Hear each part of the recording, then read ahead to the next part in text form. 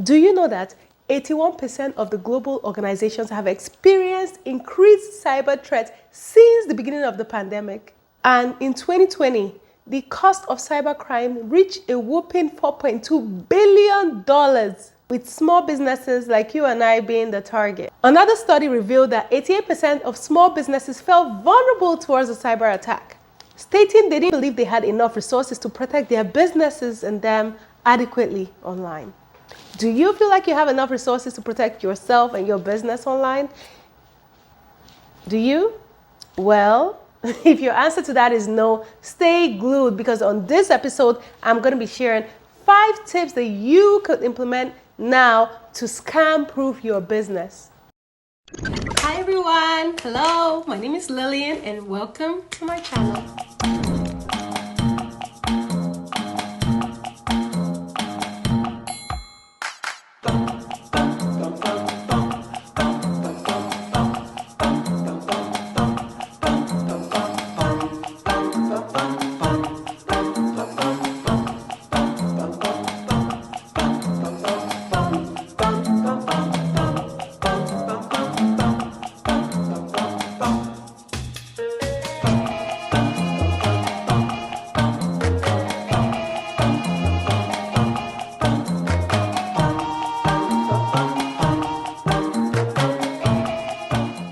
In July 2021, I was part of a panel discussion with 2 other Black-owned, women-owned entrepreneurs to discuss some of our challenges owning and running an online business. This was done in partnership with mastercard for their In Solidarity Priceless campaign that they did in partnership with BE. We shared some of our challenges, and we got advice from Rebecca Ledingham, the VP of cybersecurity at mastercard. I'm going to post a link below if you want to see the rest of the video, to check it out, see what we talked about. Guys, if you've been on Netflix lately, you must have heard about the documentary Twitter Swindler. I've been tight since I watched it because I do not want to believe that that guy scammed all those women and only got 5 months in jail and he's back on the streets of the internet. Anyways, let me not even talk about that. Let's focus on the focus, which is helping you help your online business become scam and swindler proof. So let's get to it. The first tip I'm going to share is monitor your website periodically. Yeah, what? It's like, how am I going to do that? That's time consuming. Where do I start? Don't worry. There are companies out there like ActiveFence that uses artificial intelligence to scan through the site to make sure, scan for malicious content and remove it before it gets critical stage. And mastercard has loads of tools, especially for small businesses. Even do a free report to help you see your site the way scammers see your site. Like, I'll post these links below so you could reach out, read about it, and find out how you could monitor your site using a third-party managed service. Second tip I'm going to share is read the news. Follow the cyber trends. Find out what is going on, because everything that's happening in the media is linked to cybersecurity. During the outbreak of coronavirus, there was a phishing scam all over the place. Next came ransomware, and for some reason, ransomware has stuck and refused to leave us because people keep paying the ransom. And trust me, especially as a small business, you do not want to have to deal with ransomware. Matter of fact, the FBI, National Security Agency, Australian Security Centre, and the United Kingdom National Security Centre have released a joint cybersecurity advice highlighting an increase in high-impact ransomware. Ransomware is here and not going to. And as a small business, like I said earlier, you do not want to deal with ransomware, because if you have ransomware, you will literally have to abandon ship and move your domain name to another server, like basically build from scratch, or pay the ransom. And we know we don't have the coins for that. So keep up to the trends so you're ahead of the game. Third tip I'm going to share is get MFA. Yes, MFA. What is MFA? Multi-factor authenticator. Matter of fact, last year, loads of people got scammed, especially old people. My mom was one of the people that got scammed. You know what they did to her?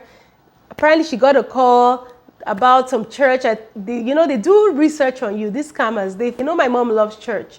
She got a call telling her to send a code that was sent to her phone. Obviously, they know she doesn't have MFA. And she gave the code. And once they got the code, they had access to her. They cloned her account and her phone got hacked. So yeah, loads of people got hacked last year because they don't have the MFA. So get an MFA. MFA requires you to provide additional information to, access your sites, like if you have MailChimp or Canva or Facebook. They just want an additional information from you. So make sure you set up an MFA even on your WhatsApp and all the tools, all your social media tools that you use. This additional information requires maybe like a code sent to your phone or a thumbprint, but just make sure you do an MFA for all your social media accounts, guys. According to Microsoft, as of December 2021, only about 22% of customers using Microsoft Azure have adopted an MFA. Enable MFA on all your digital business tools. I know it could be a pain in the, but it's better safe than sorry. The fourth tip I'm going to share is use a third-party marketplace to sell, and a third-party marketplace or a managed service provider to collect payment, especially because you're collecting customer data. Make sure that you're using a third-party marketplace to sell, because then you hand over that responsibility of collecting data customer information, especially as a startup. Like through MB Home and Lifestyle, which is my home and lifestyle line, I sell on my platform, on my website, but I collect payment through Amazon Pay, through Stripe, through PayPal. I also sell on platforms like Etsy and Global Connect for Women Marketplace. So save yourself the hassle of collecting important customer data like credit card and all those information, especially if you cannot afford premium security to protect the data on your site. So use third-party marketplace, use payment providers to collect customer data. Fifth tip I'm going to share is get theft identity protection. If you live in the US, I don't know what the system is in the other countries. We all have our social security number. You don't want your social security or your personal information to end up on the dark web. Theft identity protection helps you scan to make sure your information is not in the dark web, because once it's in the dark web, it's just a matter of time before you get scammed. And as a small business or an emerging business, especially one that wants to go from your community, selling on the global marketplace, dealing with other customers outside of your local communities, you definitely want to get theft identity protection so you're ahead of the scammers. Thanks for watching this video. I hope you found these 5 tips helpful. I'm going to post some links below to these different things I talked about so you can find out more about them and try to, be on top of the scammers and try to get your businesses and your personal information protected on the streets of the internet. So thanks once again. Definitely save this video so you can watch it later.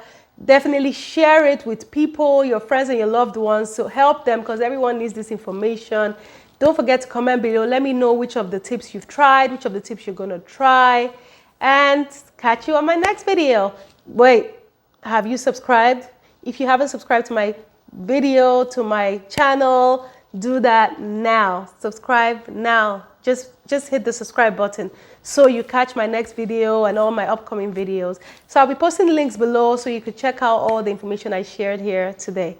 Thanks for watching, and bye.